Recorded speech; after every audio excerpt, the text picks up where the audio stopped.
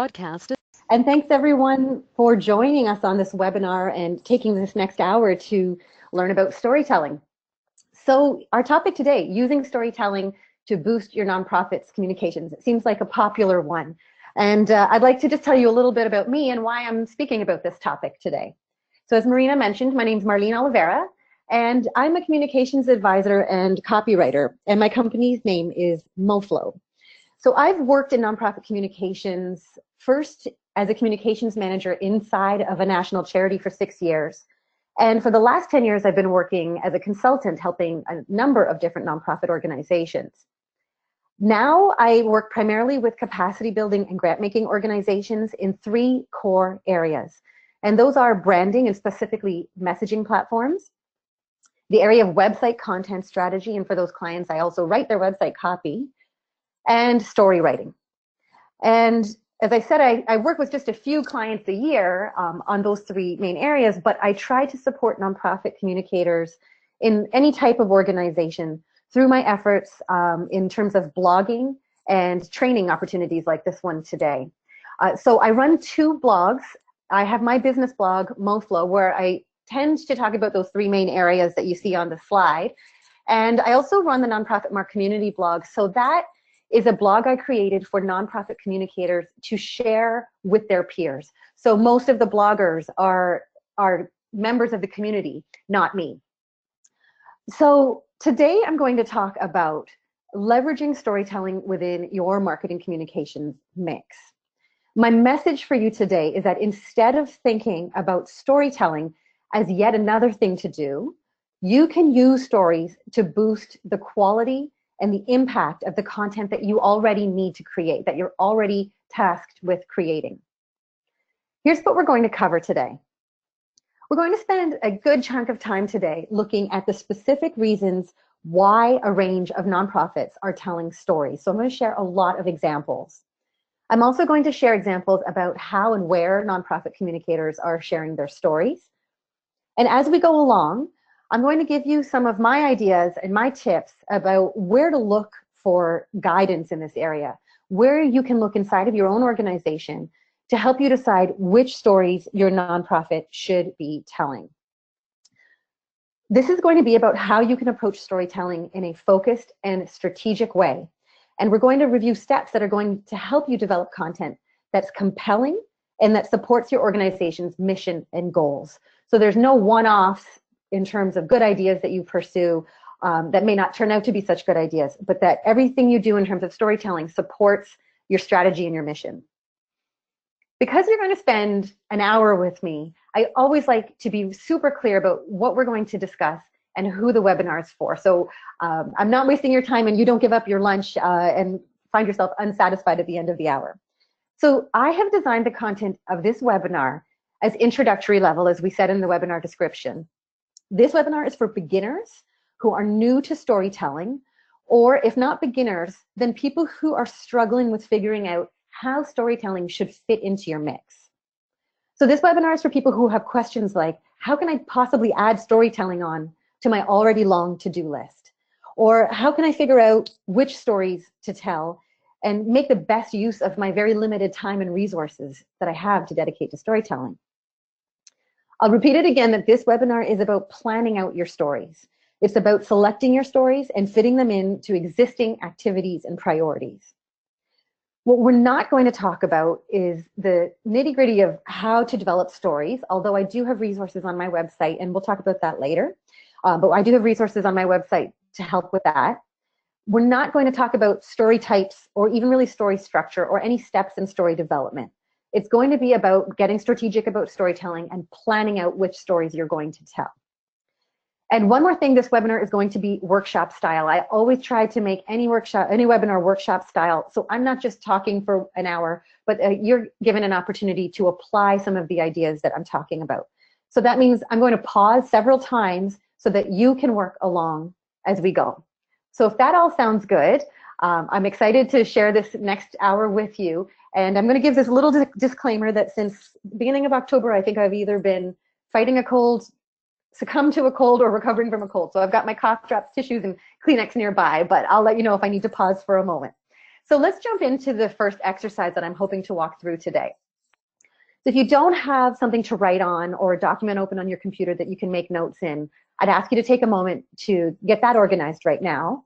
And I'm going to ask you to take the first step. So the first step today is to make a list of story ideas. So just jot down a list of story ideas, stories that your nonprofit organization can tell.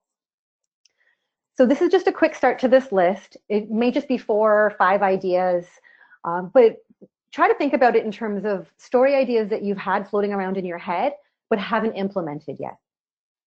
So I'm just going to give you a moment to make a couple of notes, have a sip of water, and just quickly check in with Marina and say, you hearing me okay, and is the sound okay? Hi, Marlene. Yes, the sound is great on our end. For those of you, if you are having any sound issues, it may be your internet connection. So we're not experiencing anything on our end. So again, if anything is interrupting your ability to hear the presentation, do feel free to wait for the recording tomorrow, okay? Thanks, Marlene. We can continue. Okay, thank you. I'll just continue, just pause for a moment or two if people's ideas are flowing so you can write down a couple more story ideas.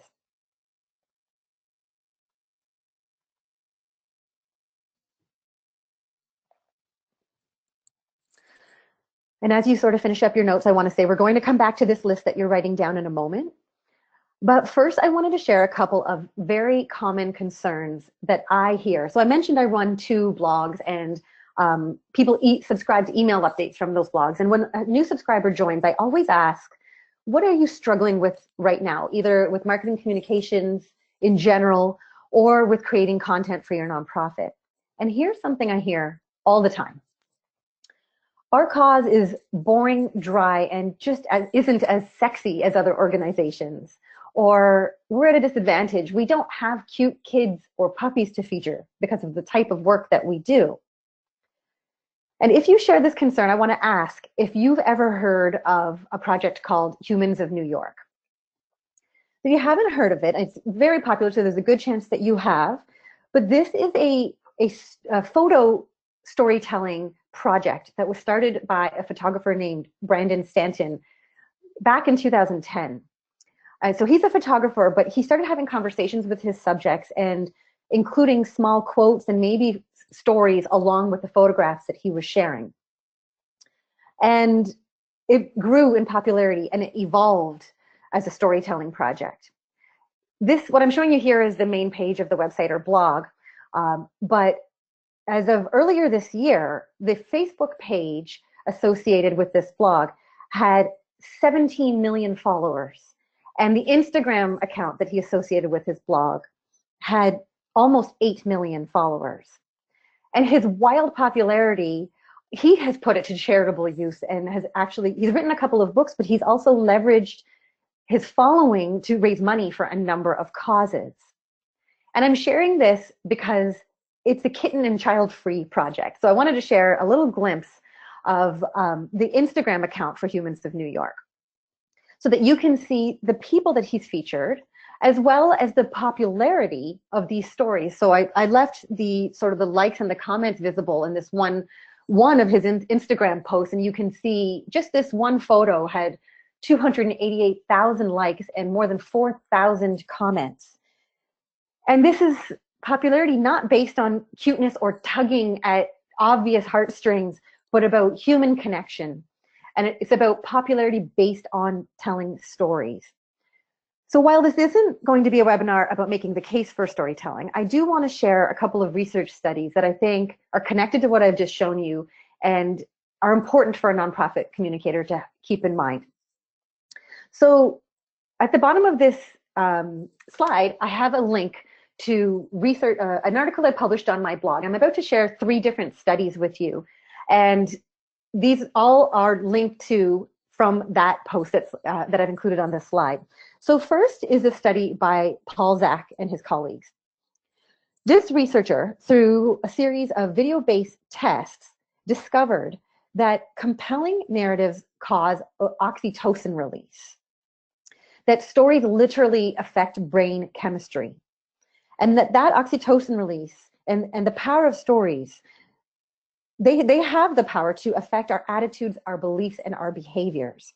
And if you happen to click through after the webinar, I encourage you to stay with us now, but look at it after. You'll find in the research review that I linked to a section that describes, and I'm saying this in the researcher's words, a test that confirmed the causal role of oxytocin on post-narrative pro-social behavior. So what he means here is that there is a role of oxytocin in increasing concern and increasing donations. And I included a quote on the slide from the researcher, Paul Zak, that says, narratives that cause us to pay attention and also involve us emotionally are the stories that move us to action. And so another study proves this, has proven this point that stories compel people to take action. So researcher Deborah Small and her colleagues in a 2007 study found that supporters of nonprofit or charitable organizations are much more motivated by emotion and identifiable victims, that's in quotes, that's their terminology, identifiable victims, than in rational appeals to help, and again, in their terms, statistical victims. So I found this study really important because I know a lot of the time we get caught up in telling everyone how many hundreds or thousands or millions of people we're helping or serving. But this study found that one connection to an identifiable person is more powerful. And Deborah Small, I've got a quote from here up on this slide that says, it's all about putting together a simple, emotionally compelling message.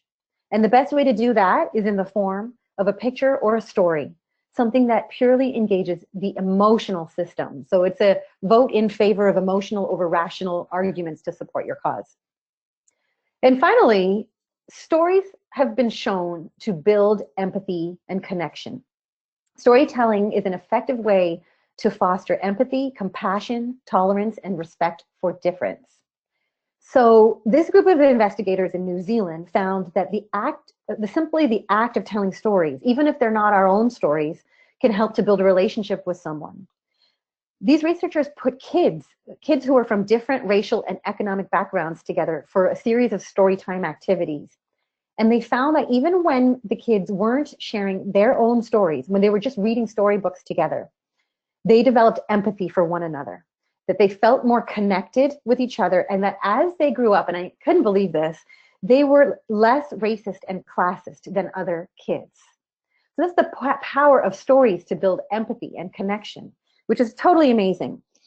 And for those of us working in the nonprofit sector, not only do we understand the importance of storytelling, but we are rich with stories to tell. So if you work in a nonprofit, there are so many people that you can feature in your stories. You can tell stories about the people that you support or you help. You can tell stories about the policies that you're working to change or the communities that you're mobilizing. And you can tell stories about your supporters, including volunteers, donors, partners, sponsors who are making your work possible. So what I have up here on this slide is a list that I am very aware is probably incomplete, but this is just a list of the different types of people that I know nonprofits are featuring in their stories. And I'm sharing this list to help you if you're trying to come up with ideas for stories, or if you're trying to figure out who in your organization you could feature in a story. And having these ideas up in front of you, I want to now switch over to return to the exercise we were doing and ask you to take a look at the list that you started to make. So we're returning to that same step of making a list of stories that your nonprofit can tell. In addition to writing down ideas that you've had but have not yet implemented, maybe you can add a few things that others have suggested to you. I know from my days of working in-house as a communicator, there was no shortage of people stopping by to make suggestions about stories that we could tell. And this time, as you're working at your list, and I hope you're sort of working on it now, I'm going to ask you to be specific. So in case you have started to write story ideas in broad categories, like we can tell more volunteer stories, or we can tell more advocate stories, I'm going to challenge you in the next minute or so to write down the names of specific people that you have in mind that you can feature in your story. So I'm going to pause for a moment to let you do that.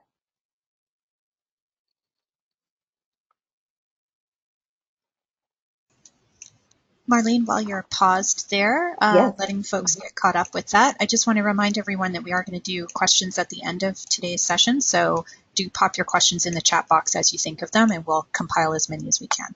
Thank you. Excellent. Thanks, Marina. All right, and I know this won't be a comprehensive list. I haven't given you enough time for that, but hopefully you have just a few ideas jotted down.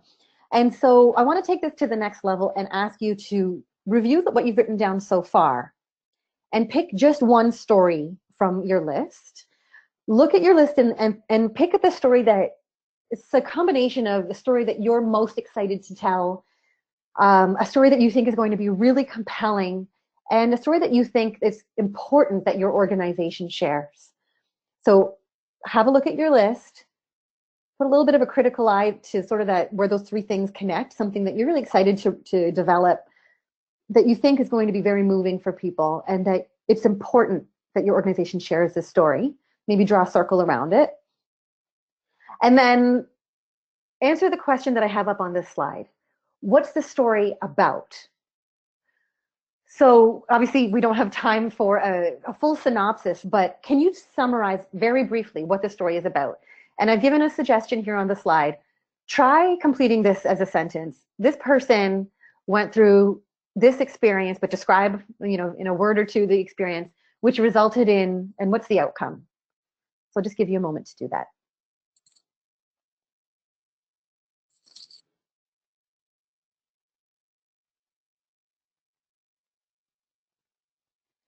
And I'd like this story to sort of be top of your mind as we go through the rest of the webinar. So that's why I'm just giving you a moment to pick something you'd like to focus on, and you can do some practical work on that story while we're together today.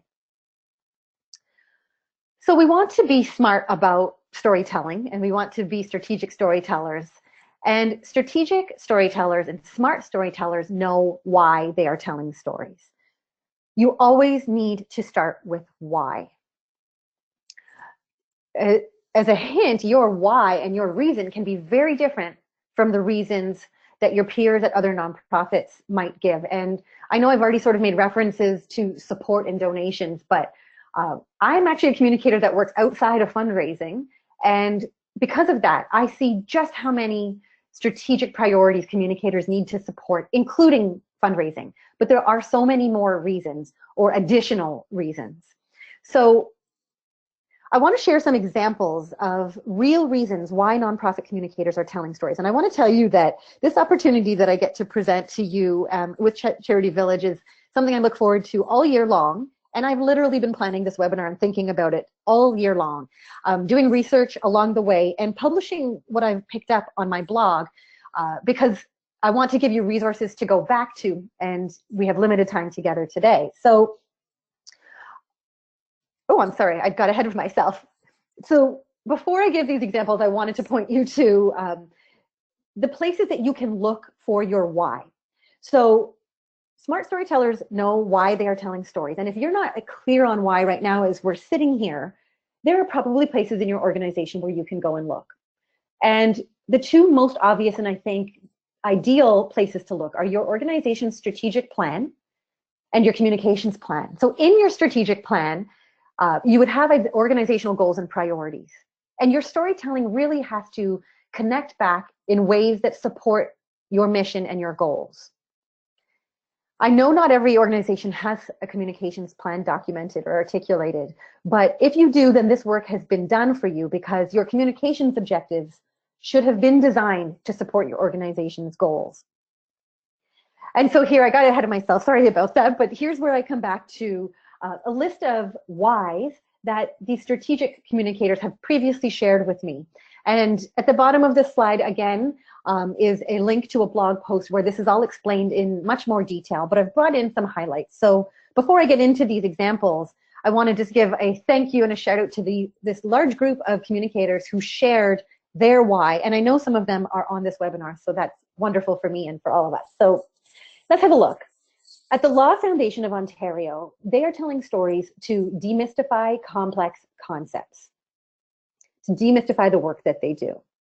At a YMCA camp Conoqui Spencer, they tell stories to encourage program registration. At Spinal Cord Injury Ontario, they tell stories to answer questions about their work and their mission. At the Oakville Hospital Foundation, they tell stories in order to explain the needs that their organization is filling. Diabetes Canada uses stories to provide evidence to policymakers. At the Professional Association of Canadian Theatres, they tell stories to allow members to learn from each other.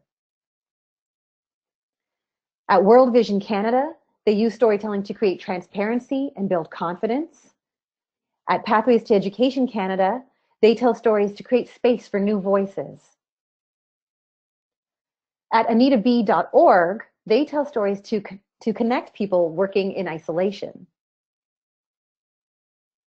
At Smart Saver, storytelling is important to help them overcome skepticism and mistrust. YMCA Canada tells stories to inspire people to reach their personal goals. And the Oakville Community Foundation tells stories to recognize the generosity of their supporters. So I shared all of these reasons, and I wanted to walk through them one by one because they're from a really diverse cross-section of nonprofit organizations with very different missions and mandates. And they really are quite a variety of different whys behind storytelling. So you can see that storytelling can help you in a number of strategic areas within your organization. Now, I wanted to just go into a little more detail with a few of these examples to help make a connection between the why and which stories some of these organizations are telling. So Kelly at the YMCA camp that I mentioned, her why is to encourage program registration. And she says that they share stories about their campers' experiences during camp and the positive changes that families see in their campers afterward. That these stories demonstrate the lasting impact summer camp has on their campers' lives and the value of the summer camp experience that they provide. So to encourage program registration, they're telling stories about their campers' experiences. It seems fairly straightforward. Suzanne at the Oakville Hospital Foundation, who said that they tell stories to explain the needs their organization is filling, explained that they tell stories about caregivers, about patients, volunteers, and donors to illustrate how donations can change a life or even save a life. She says that stories make their cause relatable and personable, and they turn the focus from what their organization needs to what the people in the community need. Sherry at Diabetes Canada, who said that they tell stories to provide evidence to policymakers, said stories from people with diabetes bring life to our government relations strategies and are critical to their advocacy work. She said that every successful advocacy campaign starts with one patient story. And she indicated that governments often respond to evidence, but it's the experiences and stories that get their attention in the first place. Meg at PACT, the Professional Association of Canadian Theatres, had shared that they tell stories to allow members to learn from each other. That as a membership-based organization made up of professional producing theater companies, their members benefit from learning from each other. So they take the opportunity to have members tell their own stories to each other, stories about how they undertook a successful capital campaign, or about a fantastic tour they just completed, or how they are using digital technology in their artistic practice. Alex at Pathways to Education Canada said that they tell stories to create space for new voices. And hi to Alex and team, who I know are definitely on the webinar. So they share personal stories from Pathways students and alumni to create space for their voices. And she said that it's also an opportunity to demonstrate how the lived experience of each young person is unique and how the Pathways program helps them to address the barriers in each personal journey. So you can see here that there are a wide range of whys and all kinds of stories. You know, I just talked about patients and member organizations and students and alumni and campers. So many different people who can bring your why to life by featuring them in your stories. And I hope that these examples are helping you to think about your why. They're prompting you and giving you some ideas about the whys that your organization is pursuing, the goals and objectives, and how storytelling can be an extension of that. So again, if this is a little bit of a struggle or it's not as obvious for you, I wanted to bring up the idea of going back and revisiting your strategic plan or your communications plan. And since I've worked inside or with nonprofits for such a long time, I also am very aware that this is a dream for some nonprofit communicators, that they may work in an organization that doesn't have a strategic plan or a communications plan in place. So there are some other alternatives. I mentioned the work I do for clients, and often when I complete a project for clients, I'm well positioned to make story recommendations or suggest ideas because they flow from two specific areas of work that I do, which are branding or website content strategy. And in both of these cases, as a matter of developing a brand platform or website content strategy, we identify key messages. So if you have a brand platform or a campaign platform or a website content strategy or any other planning that you've gone through or strategic work that you've gone through that has resulted in the articulation of some key messages, I recommend that you go back and look to those key messages in the absence of those higher level guideposts that we've already talked about. And failing that, most organizations, even if they haven't completed a strategic plan in recent years, have somewhere put in place mission, vision, and values statements. And I know some nonprofits call them value statements or core belief statements. So you can refer back to those and look for alignment there. You can make sure that your stories are showing how you're living your values. I wanted to show you a couple of examples of what I mean by this. If anyone was on my webinar last year for CharityVillage or a couple of months ago for TechSoup, you might recognize some of these key messages that came from website content strategy work. So for one client coming out of a website content strategy, we identified that their website, that their organization needs to communicate this message. We can help you position your organization as a leader in accessibility and inclusion in your community. So for this organization who has this key message that they want to communicate, an obvious story they can tell or group of stories they can tell are stories about employers who are participating in their inclusive recruitment and hiring program, in their employment services program.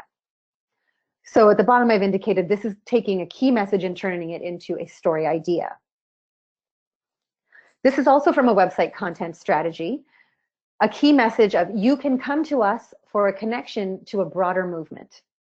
And so a story that would make sense here, or a group of stories that would make sense here, would be stories about community leaders and activists and how they got started and what they've accomplished. What happened to them when they connected into this movement? This key message came out of a branding platform that I created, and the key message is we help to accelerate the journey of new Canadians as they make this country their home. So to support this key message, the organization can tell and share stories about newcomers and how this organization's settlement program has helped them through that journey. And then if you don't have key messages in place, I wanted to share a couple of those value statements or core belief statements that can turn into stories. So for an organization with the core belief that partnership is a value and that they get more done with others, they can tell stories about alliance or coalition members and the results and the positive outcome of those collaborations. Another organization that has a core belief that strengthening public policy is critical to their work can tell stories of volunteer advocates or staff members of the government relations team and the work they do and the story arc from beginning to a positive outcome in terms of public policy work. So again, I hope that I'm giving you some ideas for how to ensure that your stories are strategically aligned. And tied into that is the idea that smart communicators carefully consider their story audiences. So if you've basically ever been on any training or webinar I've ever presented, or if I've worked with you as a client, then you know that I strongly encourage the development of audience personas or marketing personas. And today I'm not going to get into a lot of detail about that, and I'm just going to leave it as it's very important to complete those personas, but this work is likely already in place if you are working from a strategic plan, a communications plan, a website content strategy, or a brand platform. Because for any of these types of work, you have probably created audience personas, and I hope you've created audience personas, or you've done some deep investigation of your stakeholders and you've worked to understand your stakeholders. So my hope is that you can connect back in again to work that's already been done. We're integrating the storytelling work into work that's already been done. And you need to go back and refer to that work and think about which stories help you to connect with your priority audiences and in which ways. So coming back to our exercise and returning to your notes that you've been making, I'd ask you to look at that story that you selected and described, and now jot down who is the primary audience for this story that you have in mind. And I have said this so many times, and I'll say it again, please do not write down general public. Really think about a segment of your audience and who this story is designed to reach. Because that idea that I started with when I brought up the Humans of New York example is about connecting. It's about a human connection. So really think about who it is that you are trying to connect with. So it'll help you to pick the right story and also design the story for to resonate in terms of values and experiences. So I'll give you a moment to think about that audience and just write your priority audience for this story down. And again, if that's not coming to you very clearly today, I'm hoping that that's something you can go back and find in work that's already been done in your strategic plan or one of these other frameworks that I've mentioned so far. All right, and just as a reminder to bring that all together, any story that you develop has to tie back to that strategic why. I'm sure I've reinforced that opinion and or that feeling enough times. And if it's very obvious and you're very clear on your why, then you can go to the next step, which I've mentioned on the slide, which is not only do you need to make sure that every story is strategically aligned, that you're not investing resources in something that's not supporting your mission, but if every story is strategically aligned, then you can go to the next step of prioritizing, which strategies, which strategic priorities are more pressing this year within your, say, 3 or 5 year plan, or this quarter, and weight your story planning accordingly to tell more stories about a certain area than another. So back to our exercise, I'd like you to write down what you need to achieve by sharing this story that you've identified. If you can't tie this story idea back to an existing framework, then don't invest resources in developing it. I'll just give you a moment to write down your objective for your story.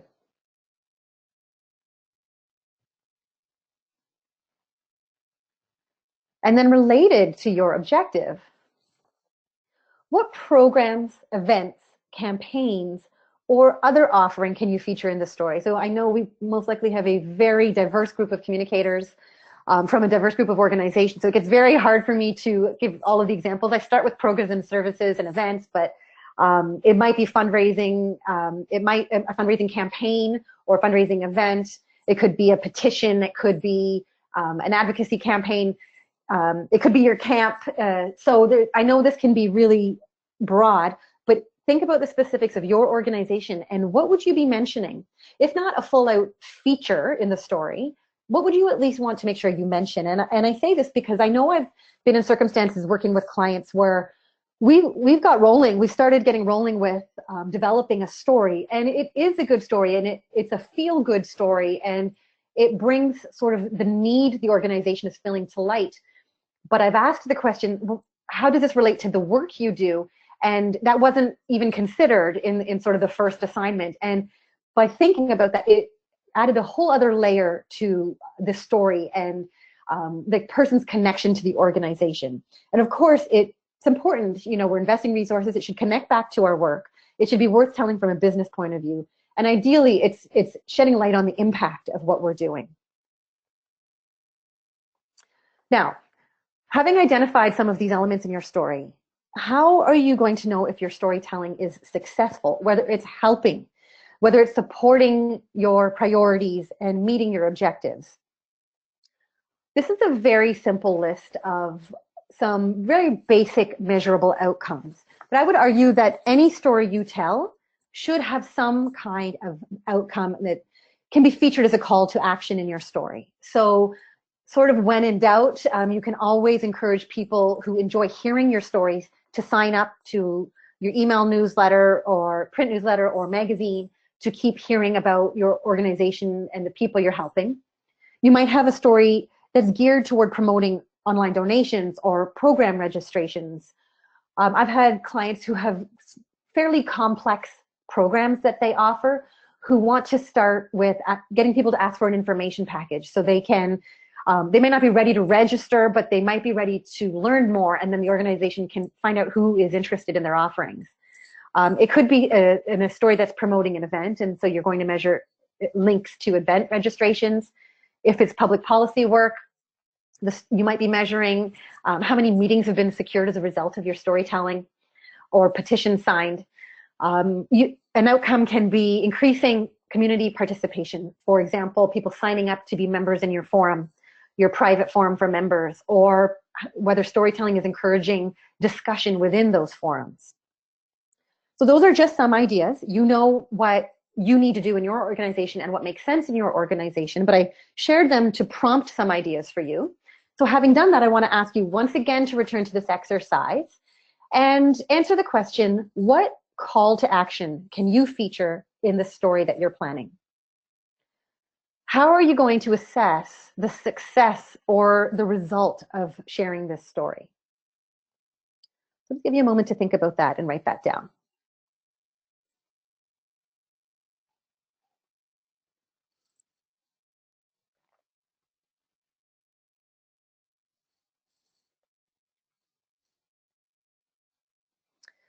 And then I like to recap. So I've given you a few places to look, a few places to help you figure out why you're telling stories. We talked about the strategic plan, the communications plan, key messages that you've articulated, or your organization's value statements. So our next step is to make sure we know how we plan on using the stories that we're creating.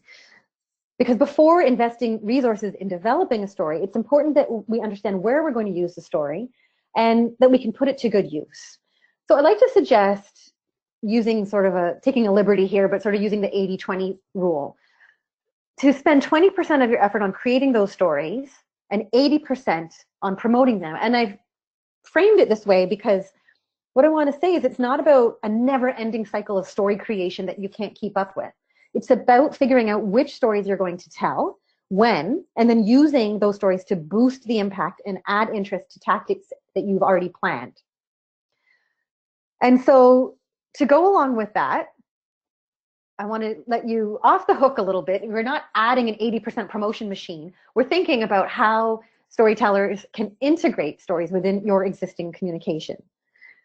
So I keep saying this is sort of the theme of the webinar, but instead of another thing to do to add to your list, using stories to boost the impact of what you're already doing. So I have some suggestions about where to look to fit storytelling into your existing plans and tactics. And this may be obvious, but let's just make sure we're thinking about looking at your communications plan if you have one. Looking at the tactics, the ongoing, say, monthly, weekly, or quarterly tactics that you have planned out, or one-offs here and there, campaigns that you have on the calendar. If you have a documented editorial calendar for a publication, like a blog or an email or print newsletter or a magazine, a video show or a podcast, and your event schedule. If you can look at your organization's events, places that you can make sure that you're sharing stories, or events that you're sending your leaders or other representatives to speak and where they can incorporate stories into what they're presenting.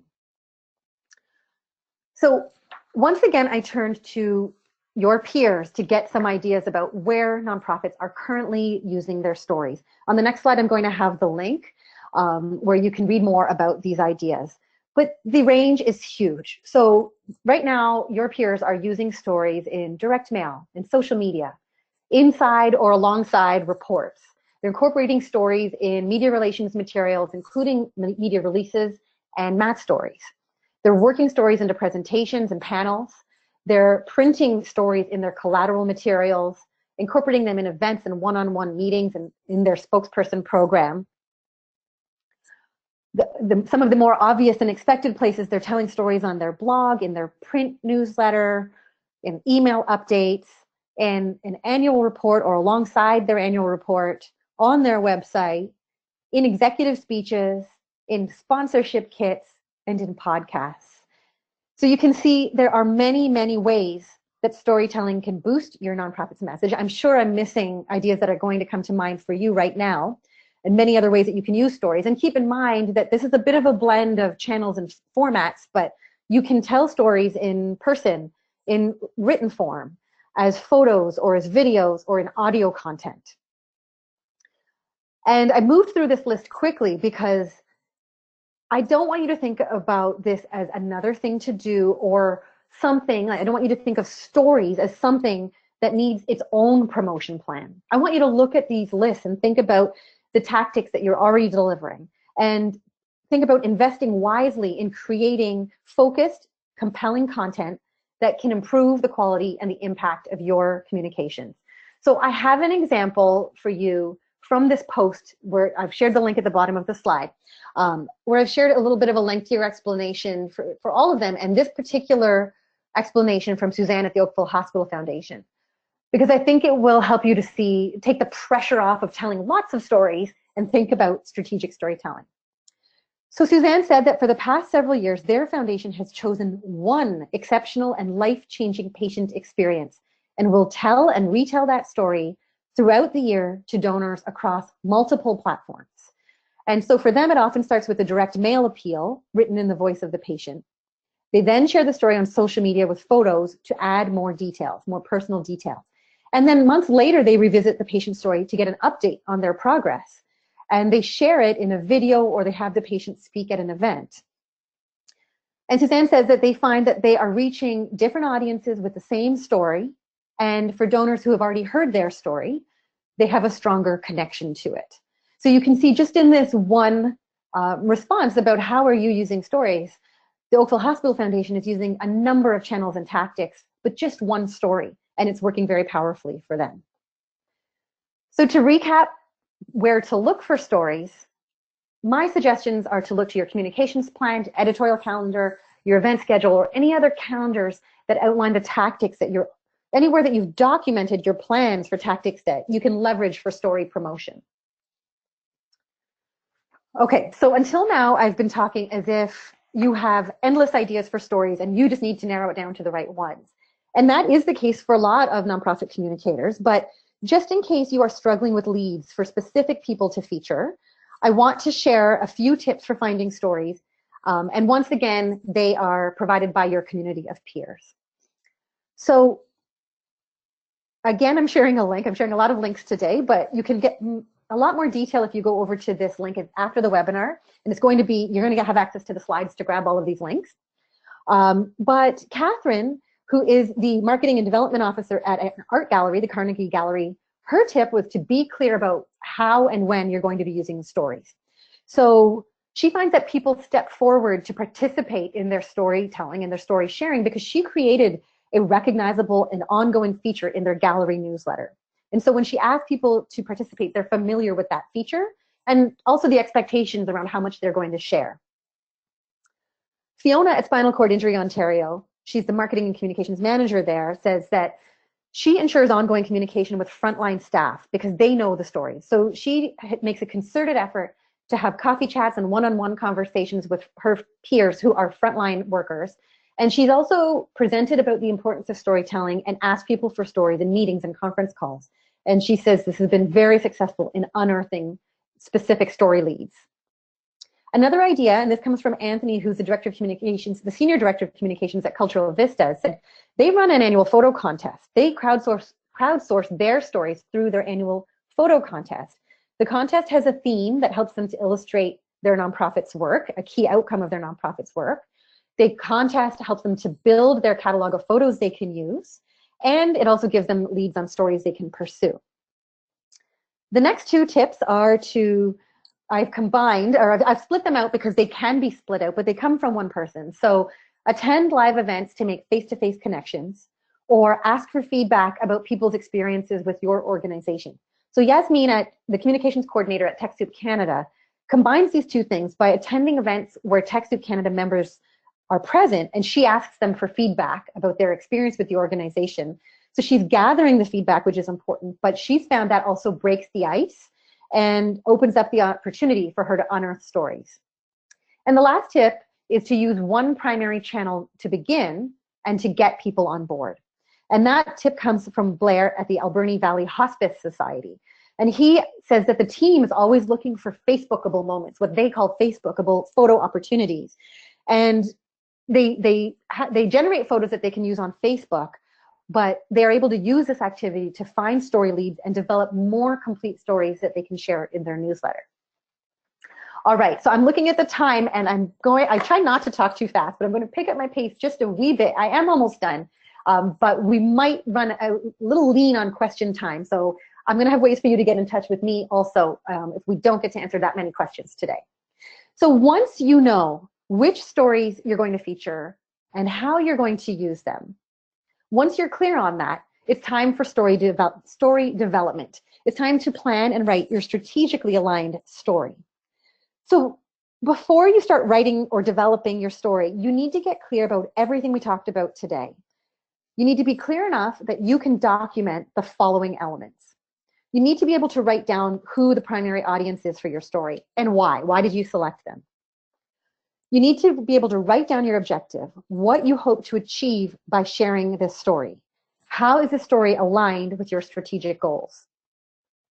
You want to be able to write down a key message. So what one message does this story need to communicate? It's a little different from your objective because I would ask you to answer, if this story could be distilled down into one sentence, what would that sentence be? You want to make sure you're thinking about offerings that you can feature in your story. So again, what program or service or other offering can we feature or mention in the story? How are you going to incorporate some information about your organization's work? And you want to incorporate a call to action. So what action will you ask readers to take once they've read this story? What outcome, and remember it has to support your objective, can you use to measure the success of your story? When you can answer these questions, then you're ready to write a strategically aligned story.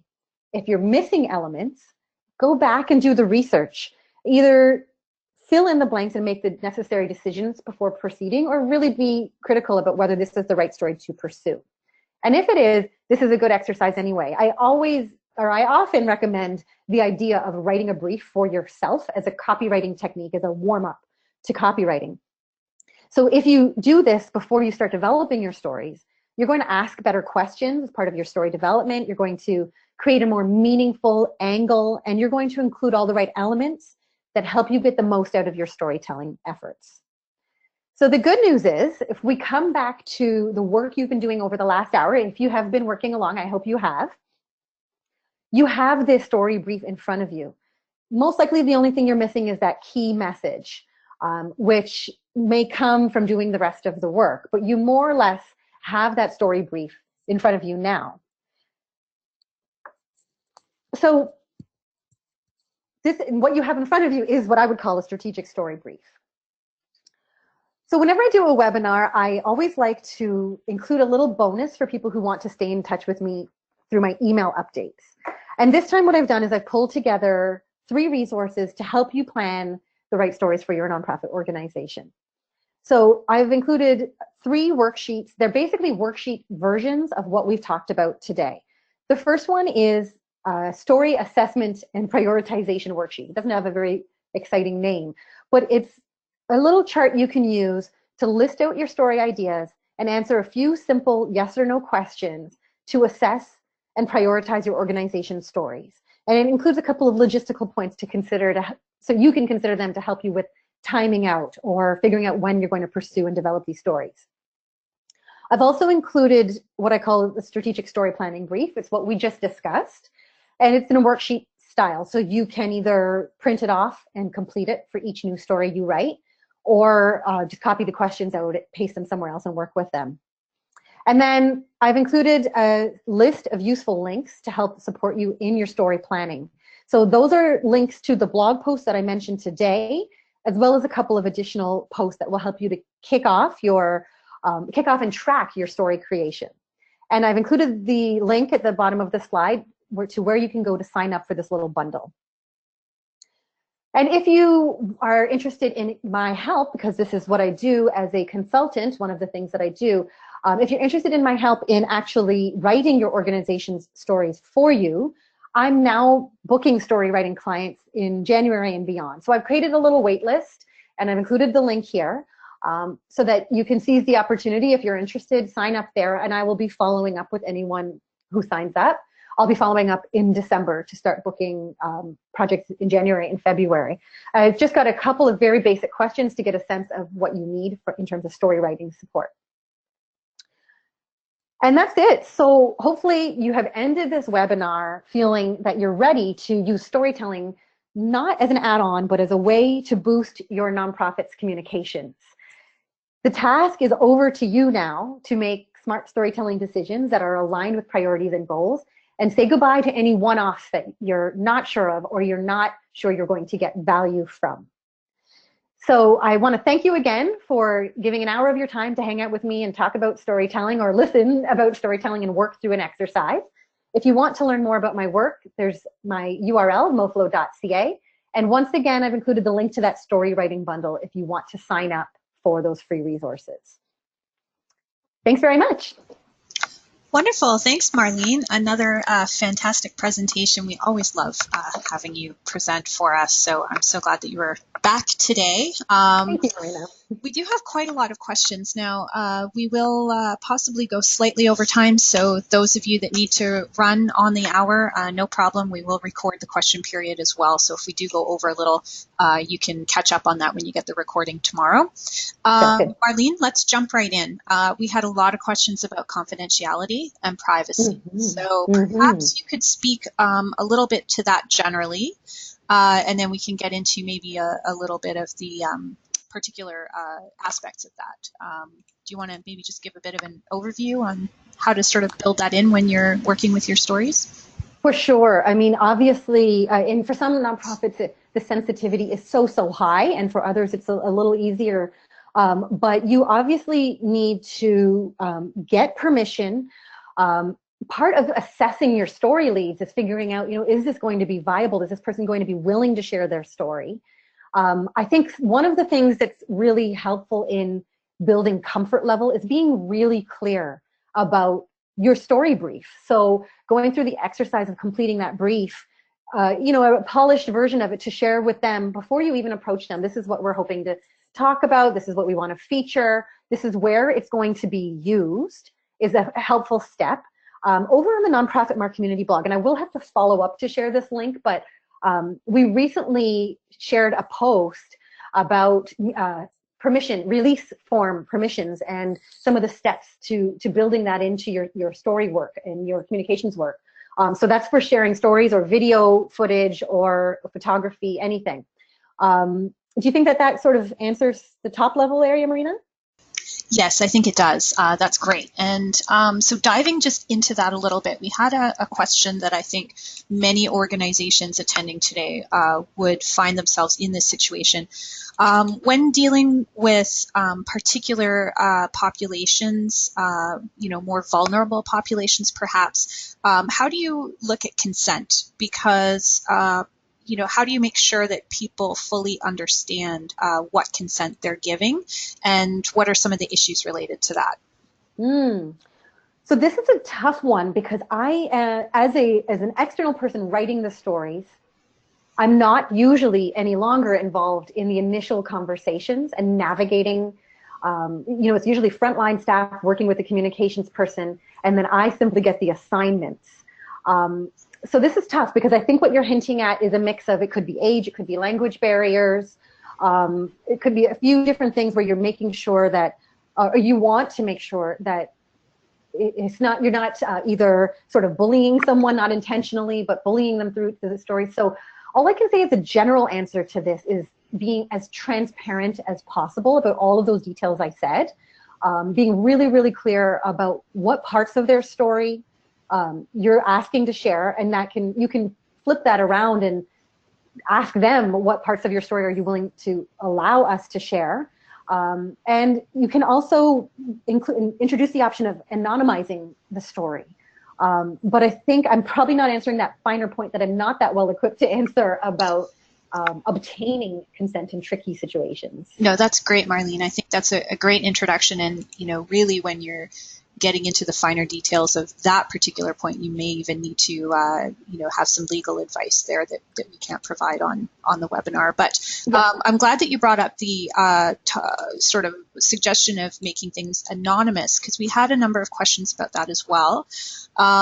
In particular, if you are doing that, or if you're even perhaps slightly tweaking the details, to make the person, even more anonymous, how do you do that without making it appear false, or, making it sort of fictionized?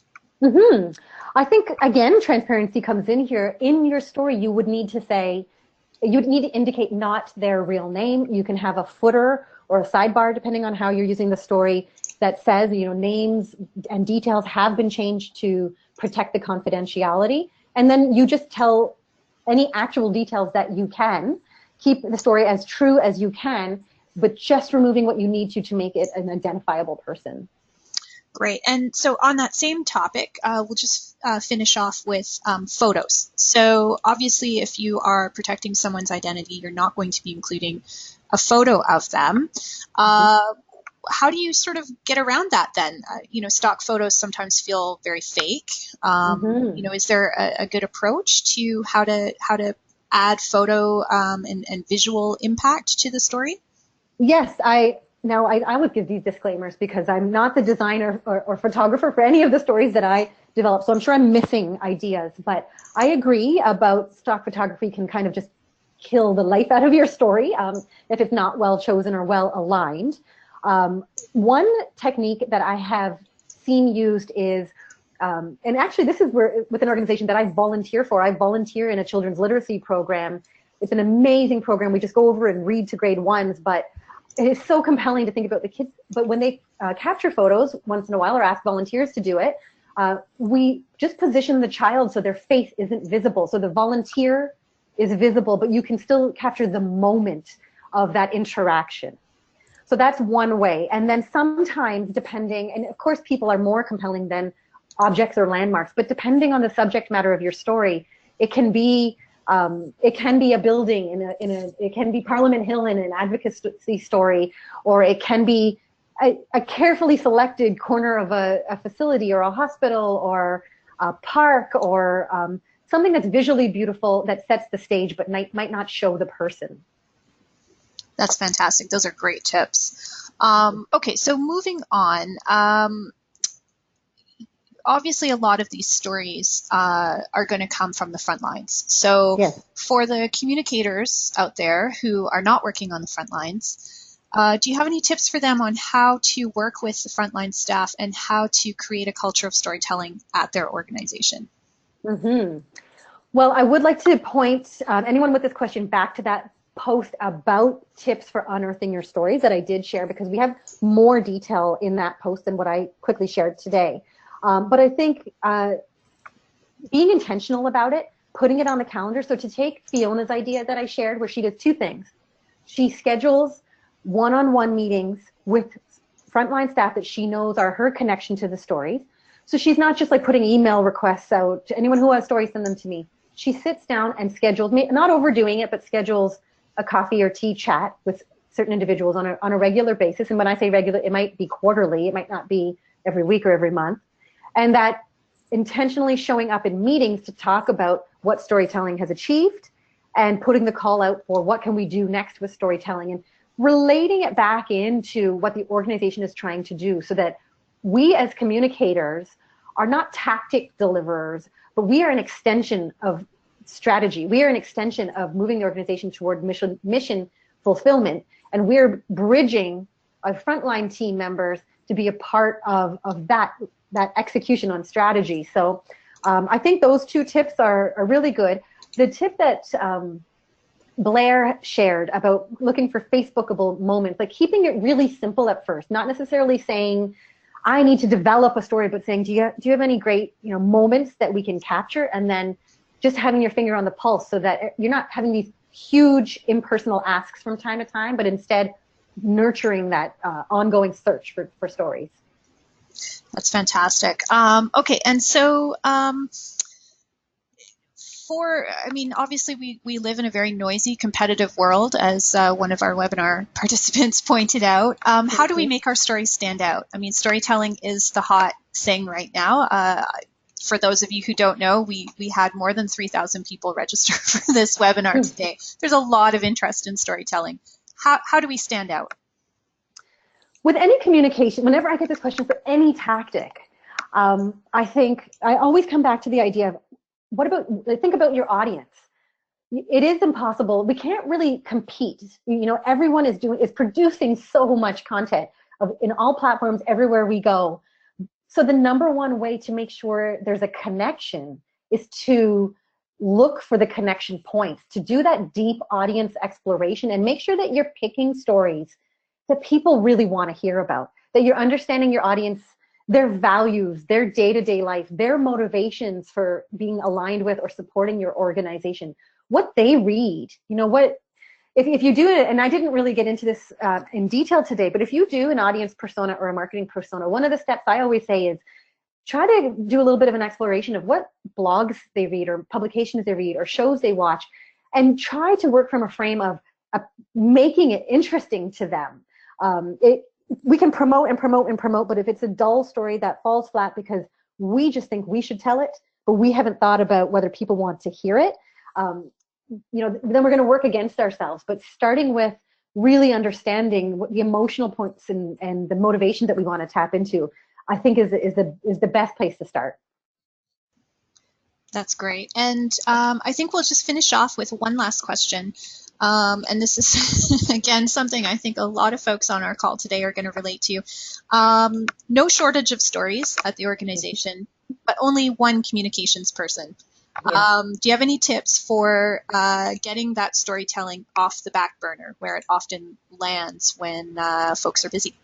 Yes, of course. This is the biggest struggle probably beyond everything else. So first of all, I think, I mean, this is going to not sound that surprising, but it's schedule it. You know, schedule the story development, even if it's one story per quarter or as Suzanne did, one story per year. Spend some time at the end of the year picking that one story you're going to develop and leverage. But from a more tactical and development point, if you go over and look at the post, that last post I offered about how to find your stories, and that idea that Catherine shared of a Q&A feature where they featured their stories, she takes all of the work. She tries to take as much of the work off of herself as a communicator, and she's made their storytelling, in this case, a Q&A feature. So she sends out the questions, the same questions, to anyone she's featuring, and they fill in their responses. So I'm assuming they do a little back and forth on editing, but she's not doing all of the writing. Wonderful. Well, that's a great tip to close things off with. I want to thank you again, Marlene. This has been another great session. It's always a pleasure having you present for us. And I do encourage everyone on the call today, go and check out Marlene's website. Go and check out the nonprofit community. What's the name of it again, Marlene? Nonprofit Mark Community. Yes, there we go. Go check those out because they are brilliant resources. There's so much information there that you can access to help build this out. So do check that out. The links are going to be in the information that we send you tomorrow. And I know Marlene has included contact information on her slide deck there as well if you have further questions that you want to reach out to her on also. So again, before we sign off, I'm going to remind you all that we are following up by email tomorrow, like I said, with the webinar recording, the full slide deck. We'll even have links in there for some of Marlene's past presentations. She has talked before about the audience persona piece. You may want to go back and take a look at some of her other presentations as well. There's going to be a short survey there. It takes less than 5 minutes to fill out. Hope that you'll complete that for us. It helps us to better refine our webinar content and delivery, and you'll have an opportunity there to let us know if there's other topics you'd like to see covered in the future. I also want to take a really quick moment to remind you all that we're in the midst of data collection for our 2019 Canadian Nonprofit Sector Salary and Benefits Report. So everyone who completes that survey is able to pre-purchase the final report that will be published early next year at a 50% discount. So definitely encourage you to take advantage of this. You can fill out the report as an individual about your own job or on behalf of other roles in your organization. And I'll include a link to that survey in the email going out tomorrow as well. And we hope that you'll consider completing it and helping us make the 2019 report the most complete and comprehensive one we've done yet.